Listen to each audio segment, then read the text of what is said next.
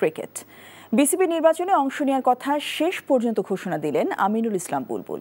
আজ সিলেট জেলা স্টেডিয়াম পরিদর্শন শেষে তিনি জানিয়েছেন, দেশের ক্রিকেটে আরও কিছু দিতেই এই সিদ্ধান্ত নিয়েছেন। প্রথমে পরিচালক পদে প্রতিদ্বন্দ্বিতার পর তিনি সভাপতি পদে লড়তে পারেন। এতে করে বিসিবির আসন্ন নির্বাচন পেল ভিন্ন মাত্রা। রিপোর্ট বর্ষণ কবিরের। এ সিদ্ধান্ত বিসিবির আশেপাশে চারদিকে কান পাতলেই শোনা যাচ্ছিল, কিন্তু খোদ আমিনুল ইসলাম বুলবুল নিজের পরিচিতজন ছাড়া আনুষ্ঠানিকভাবে এ নিয়ে কোনো মন্তব্য করেননি। সেই নীরবতা ভেঙে মঙ্গলবার জানালেন বিসিবির আসন্ন নির্বাচনে লড়তে যাচ্ছেন তিনি।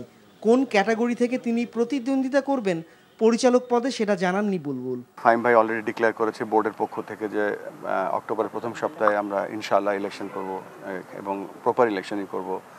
এখানে সভাপতি ইলেকশন হয় না, এখানে ডিরেক্টরদের ইলেকশন হয়। সেটা প্রথম লক্ষ্য এবং সেখানে থাকার চেষ্টা করব। পরবর্তী যদি সুযোগ হয় আমি চেষ্টা করব যেভাবেই হোক বাংলাদেশকে সার্ভ করার জন্য।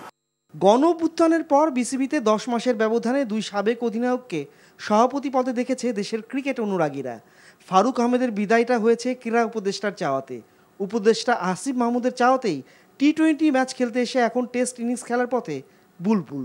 তার প্রতিদ্বন্দ্বী হিসেবে দেখা যেতে পারে আরেক সাবেক অধিনায়ক তামিম ইকবালকে। আইসিসির ডেভেলপমেন্ট বিভাগের চাকরি ছেড়ে বিসিবির প্রধানের দায়িত্ব সামলানো বুলবুলের অন্য কোনো আয়ের উৎস নেই। বিসিবিতে যারা পরিচালক ও সভাপতি পদে দায়িত্ব সামলেছেন তারা স্বেচ্ছাশ্রমের ভিত্তিতেই দায়িত্ব সামলেছেন এতদিন, কিন্তু 4 বছরের জন্য একজন চাকরিজীবী বুলবুলের জীবন কিভাবে চলবে সেটা এখন আরেক প্রশ্ন। বুলবুলই পরিষ্কার করবে সে বোর্ড অফ ডিরেক্টরস প্যানেলে নির্বাচন করে বোর্ড পরিচালক পরিষদের সদস্য থাকতে চায় নাকি সে বোর্ড প্রেসিডেন্ট হতে চায়। সেই ক্ষেত্রে আমরা বলবো যে প্রেসিডেন্ট যদি হতে চায় সেক্ষেত্রে তো এখানে মান্থলি কোনো স্যালারি বা মানে কোনো রকম অনারারিয়াম দেওয়ার কোনো সুযোগ নেই। বর্ষণ কবির, এনটিভি নিউজ, ঢাকা। বান্ডেল থাকলে প্রতি সেনমানিতে টাকা বাঁচবে। বিকাশ সেনমানি বান্ডেল কিনে জিতুন প্রতি লেনদেনে।